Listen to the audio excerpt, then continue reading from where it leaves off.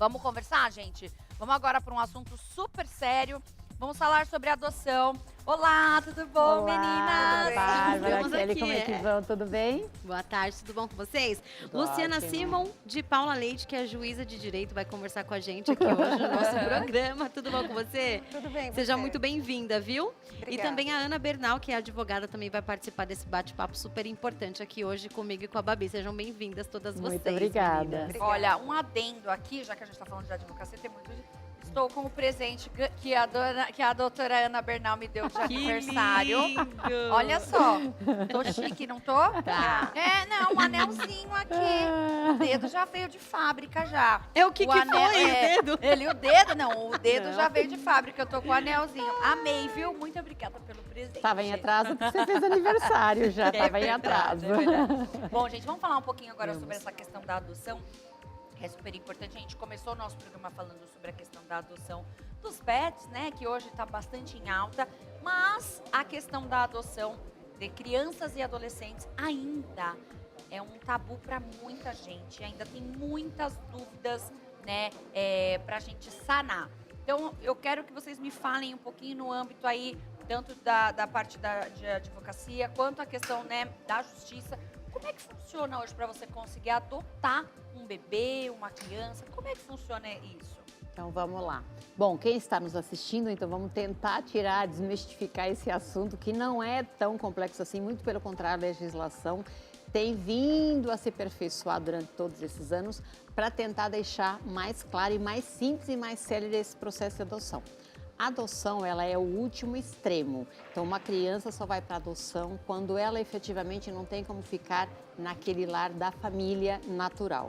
Caso contrário, é o último, então é irrevogável e é a última opção para essa criança.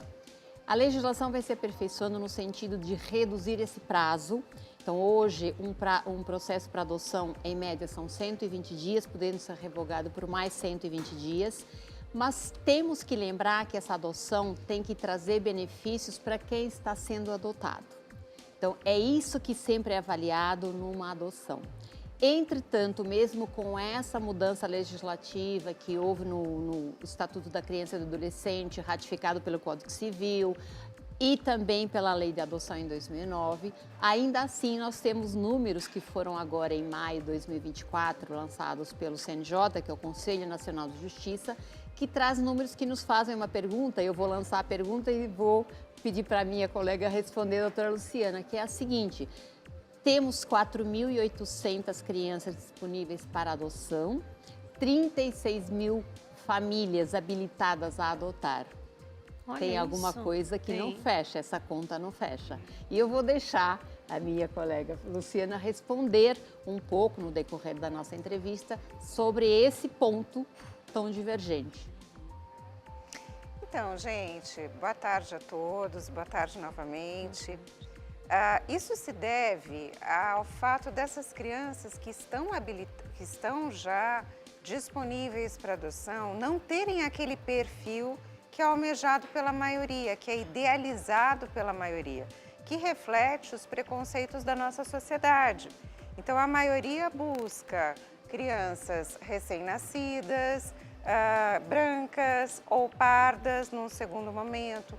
A maioria não quer grupos de irmãos, crianças que tenham deficiências genéticas ou doenças não tratáveis. Então, essas crianças, quando são maiores de 3 anos, a gente fala em adoção tardia, quando as crianças têm mais de 3 anos. Então, são crianças disponíveis, cujas famílias naturais, biológicas, não têm condições de cuidar bem dessas crianças, elas estão disponíveis para entrarem em famílias substitutas, mas não há interesse por causa das características intrínsecas dessas crianças. Entendi. E doutora Luciana, o que pode acontecer, né? Quais são os fatores que podem causar, por exemplo, com que os pais precisem devolver a criança? No sentido de irem para casas de acolhimento, Sim. de saírem das famílias biológicas, maus tratos, negligência, então crianças que são espancadas, abusos sexuais, maus tratos podem ser psicológicos, inclusive, não apenas físicos. Então, toda sorte de abandono. Crianças que não são alimentadas, crianças que ficam sem serem cuidadas, né? vulneráveis, expostas a toda sorte de violências, a drogas e etc. E geralmente essas crianças, elas vão para onde? Essas crianças? Para um abrigo. Normalmente essas crianças são retiradas das famílias naturais, biológicas, permanecem num abrigo, que a legislação também foi alterada para dizer que podem permanecer no máximo num período de 2 anos, embora às vezes acabe não sendo respeitado esse período, mas está previsto lá no ECA. E nesses abrigos, quando as crianças vão ser colocadas, ou seja, disponíveis para adoção, como esse número que nós falamos, tem que ser sempre observado, como eu falei lá atrás, o bem-estar dessa criança. Então, não é só adotar.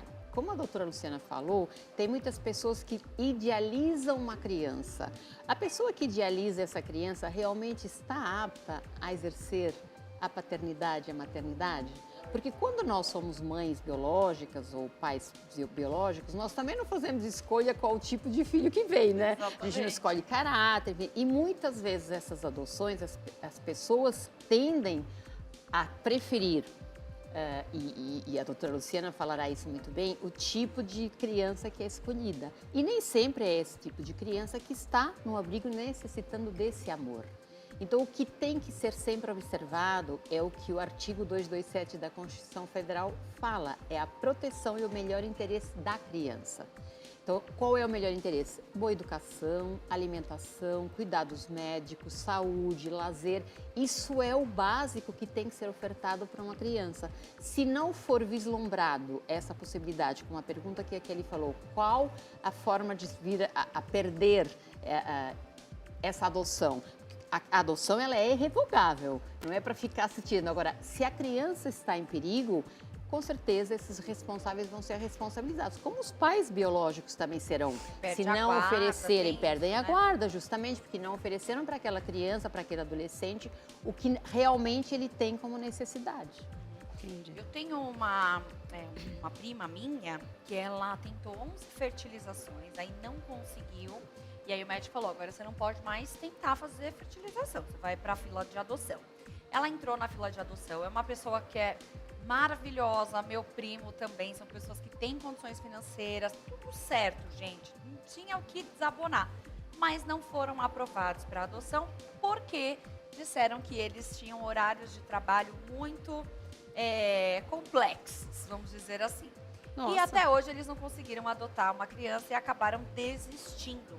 Quais são, doutora, hoje o critério para conseguir adotar uma criança? Porque eles tinham tudo para conseguir adotar e, infelizmente, não foram aprovados. Então, gente, entre o que a doutora Ana muito bem falou, o que o judiciário vai apurar é o melhor interesse das crianças. Para nós que olhamos de fora, eventualmente essas pessoas podem parecer perfeitas como candidatas à adoção. Mas, muitas vezes, elas estão ali porque foi a única opção que elas encontraram de realizar aquele projeto parental. E nem sempre elas estão preparadas e percebem que não estão preparadas. Porque uma criança ser adotada significa acolher aquela criança como ela é e não transformá-la na criança ideal, no que seria a criança biológica, parecida racialmente, fisicamente, até em termos de temperamento com esses genitores. Então, assim, primeiro que essa avaliação, os assistentes sociais, os psicólogos, porque existe um corpo psicossocial nas varas da infância e esse corpo vai fazer a análise dos candidatos para que eles sejam habilitados a adotar.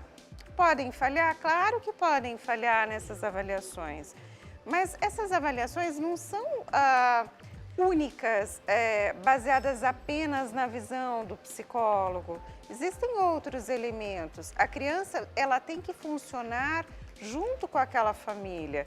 Não é a criança que precisa se adaptar aos pais, né? Olha, eu não mudo uma vírgula da minha rotina, minha vida é assim, não vou mudar, e a criança que vai ter que ser encaixada de acordo com as minhas prioridades, meus gostos, minhas necessidades. Não, é o contrário.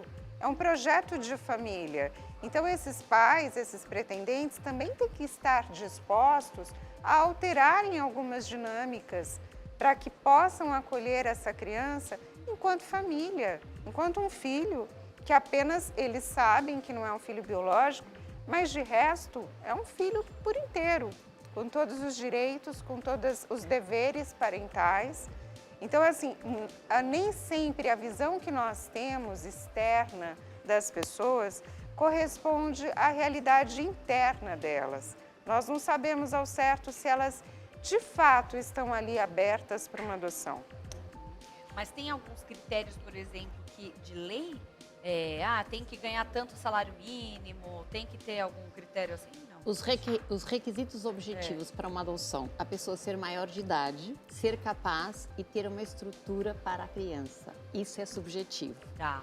Essa estrutura é tudo que a doutora Luciana acabou de falar com muita propriedade. Se realmente for percebido que essa estrutura, e essa estrutura inclui tudo, claro, certamente se um casal, se for o casal, porque a adoção não exige sexo sequer.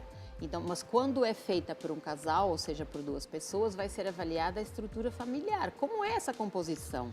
Porque, veja, o interesse desses profissionais envolvidos, do judiciário, das psicólogas, todas as pessoas que eles estão envolvidas, é atender o que fala lá no artigo 227 da Constituição Federal. E ele tem que ser respeitado não só para uma adoção, para os pais biológicos também. Muitos deles, se passassem numa análise como para uma adoção, provavelmente seriam reprovados. Aqui fazendo... Mas é uma verdade, porque... Como a doutora Luciana muito bem colocou, nem sempre aquilo que a pessoa parece externar é de fato o que ela está pretendendo. Às vezes é o último e derradeiro. Eu não consegui ser pai, eu não consegui ser mãe através todas as tentativas da medicina. Falharam, é a última, e às vezes essa última, ela vai como se fosse realmente, é o último, é o que me sobra, e não está realmente preparado de verdade para que isso aconteça. Então, esses profissionais envolvidos têm uma responsabilidade enorme, o judiciário, através dos juízes que fazem essas decisões, é uma responsabilidade enorme, porque eles estão entregando o futuro daquela criança, que já vem muitas vezes carregada de traumas, do que antecedeu a ela chegar ali, a um abrigo. É muita responsabilidade para ser entregue a pessoas que efetivamente vão dar a essa criança uma paternidade, uma maternidade responsável. Então, essa é uma cautela, poderá parecer em excesso para algumas pessoas, mas ela tem todo sentido. Essa responsabilidade é necessária para que essas crianças, a partir de então, não haja aquilo que a Kelly abriu o programa falando, pode ser revertida. A criança não pode ter uma... devolução. Sim. Ela não é um produto, ela Sim. não é qualquer outra coisa que você compre, não gostou e devolveu. Então, tem que haver todo esse contexto, comparar todas essas situações para ver se realmente aquela adoção é o que vai servir melhor para aquela criança. Então, além de todos os pré-requisitos, tem uma avaliação bem minuciosa mesmo para fazer. Da criança. Aquele que vai ser adotado é que vai ser respeitado o interesse e o bem-estar dele. Isso é indispensável. Tanto que você falou, eles tinham horários diferenciados. Talvez tenha sido percebido que não havia uma estrutura familiar. Porque às vezes os pais, quando são pais ou mães biológicos, também não têm uma estrutura muito adequada. Mas tem a avó que mora do lado, tem a tia que dá um suporte. E isso é fundamental quando você está atrasada, vai buscar um filho na escola. Agora, será que essas pessoas tinham ou estavam dispostas a abrir mão de alguma coisa para atender aos interesses daquele menor? Precisamos analisar tudo isso e com certeza foi isso que foi analisado nessa questão prática. Vocês lembram daquele caso da Sara Pôncio, acho que é Pôncio, que ela tinha 2 filhos, ela adotou uma criança, agora não me recordo se ela fez o processo de adoção ou se ela estava em contato com alguma mãe. Eu sei que a mãe pegou a criança de volta, não sei se vocês já viram. Uma vez, já faz um tempinho. Nossa, ela ficou, imagina, ela tava, acho que o neném, ela pegou o neném e aí depois de acho que uns 2 anos, 3 anos, a mãe quis de volta. Imagina como ela ficou, né? Eu acredito que não tenha sido através da Processo, adoção, através de um processo judicial, porque no processo judicial, quando se dá a adoção, os pais biológicos perdem a guarda e Não tem Pode, mais, não não tem pode essa. mais. Perde a guarda. Quem vai ser tutelado com essa guarda a partir de então são os pais adotantes. Inclusive a mãe que adota, a mãe adotante, ela tem direito à licença maternidade justamente para fortalecer, criar e fortalecer esses laços com a criança, com o adolescente. Entendi. Doutora, fala um pouquinho sobre os seus livros aqui, porque o nosso tempo também já está bem curtinho, só para a gente não deixar para trás. Bom, obrigada. Gente, posso te pedir uma coisa. É um livro que eu escrevi a partir de um relato que eu ouvi de uma professora numa aula, uma professora de direito, de um reencontro com uma criança que ela tinha conhecido numa casa de acolhimento. Eu achei interessante essa ideia e transformei esse personagem, que era real, né, numa criança negra adotada por um casal. Só que um casal com características distintas da realidade que aquela professora compartilhou num diálogo aberto com os alunos. Por que é importante falar? Porque essa criança é negra, como a maioria dos componentes das casas de acolhimento. É uma criança de 11 anos que não está naquele perfil, não preenche aquele perfil ideal da criança que é procurada pelos casais que estão habilitados à adoção. Então, eu achei que era uma maneira de retratar a realidade dos abrigos, das casas de acolhimento e também mergulhar nos sentimentos dessas pessoas, como essa criança se sente e o que uma pessoa precisa para pensar em adoção, que é buscar a criança real e ter esse amor a ofertar. Então, a honestidade, se a gente parar para pensar o que é mais importante nisso tudo, para quem pensa em adotar, seja sincero, seja sincera, você realmente quer doar amor, tempo, paciência para educar uma criança que não nasceu de você, não tem o seu DNA, mas como se fosse sua. Então, posso te pedir uma coisa? É um livro, é uma ficção que tem muito afeto e que retrata o desafio da realidade. Posso mostrar aqui para quem está Por favor. assistindo a gente? Vamos mostrar aqui, ó. Que bacana. Obrigada. Isso é uma história real, né? É isso? Mais Na ou verdade, menos. os personagens São fictícios, mas é é inspirado num história relato real. História real. E tem mais um outro também. Então, esse livro eu vou lançar agora dia 31 de julho na Livraria da Vila do Shopping Pátio Higienópolis. Genipapo é um livro que se passa no Marajó e que fala sobre capacitismo, que é deficiência física, intelectual e os desafios para essas pessoas. Fala sobre preservação ambiental, respeito às comunidades quilombolas, às comunidades, aos povos tradicionais. Lá tem essa questão do abuso sexual infantil muito forte, né? Entra no livro também. Entra também. Genipapo é uma comunidade que existe, né? São casas de madeira construídas sobre palafitas numa área alagadiça. O rio Arari, ele invade essas áreas e as casas ficam com a água do rio abaixo delas. E é uma realidade muito complicada que a gente tem que pensar que é um mini retrato do Brasil e a gente pode pensar o Marajó como componente de todos nós. É isso. Perfeito. Muito Doutora bom. Ana, eu gostaria que você deixasse aqui uma dica final para quem está pensando em adoção, para a gente poder concluir aqui a nossa pauta com sucesso. Quem quiser adotar, precisa ler realmente esse livro. Eu tive a oportunidade de ler de forma antecipada ao lançamento, que é agora, dia 8 de agosto, no shopping JK JK Iguatemi, Iguatemi. na Livraria Aliás, da já Vila. estão convidadíssimas. Acho Tá que eu tudo mexi certo. no meu... Não, tá Não, tudo imagina. bem. E leia o livro, porque de fato o livro traz relatos muito pertinentes, muito envolventes de como se sentem essas crianças antes da adoção, as expectativas que essas crianças têm, de como esses pais procuram esses filhos, o que eles precisam saber, como eles têm que chegar até lá. Então, eu diria que a pessoa que quer adotar deve ler esse livro, porque é uma leitura obrigatória para os pais que querem ser pais adotivos e para crianças também e adolescentes. A dica que eu dou é essa, e no mais, oferecer amor, que é aquilo que uma mãe, eu sou mãe biológica, como a Bárbara também, nós sabemos que é uma abrir mão todos, eu não sei se você é, tá? Que a Ele gente não também, então, nós somos, mas a gente sabe que é abrir mão todos os dias de nós mesmos em prol de um ser humano que nós trouxemos, mas tem muitas vezes que a gente tem que abrir mão de nós para sermos mães. Então, ser mãe adotiva é a mesma coisa que ser mãe biológica. É abrir mão de muitas coisas, é se dedicar praticamente integralmente àquele ser humano.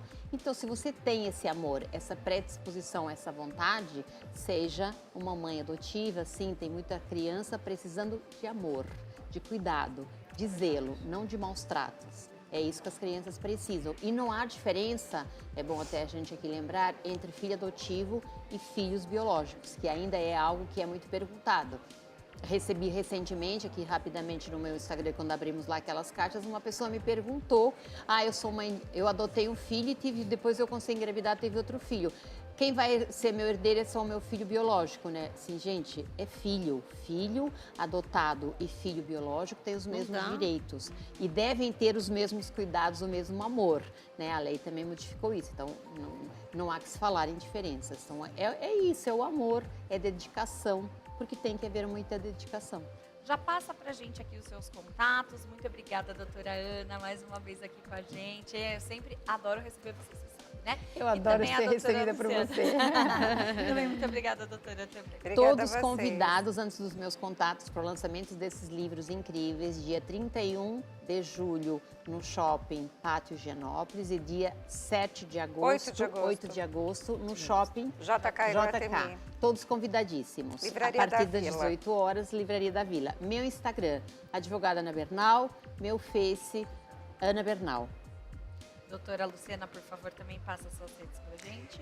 Bom, gente, é l.sleite no Instagram, né? E pode contatar, eu devolvo a mensagem. Eu acho que é muito importante, porque sempre a gente está buscando fazer lives interessantes, como são as que a doutora Ana Bernal faz, no Limite do Amor, muito importante para todos nós assistirmos, não só para o pessoal do direito. Tá? E foi um prazer falar com vocês. Prazer todo nosso, muito viu? legal, Muito obrigada pela presença de vocês. Obrigada pelo convite. Gente, vamos para aquele intervalo rapidinho. E a gente já volta. Não sai daí que a gente vai ver como é que as meninas ficaram, hein? Uau, Que elas quero ver são também. lindíssimas. Fica aí com a gente.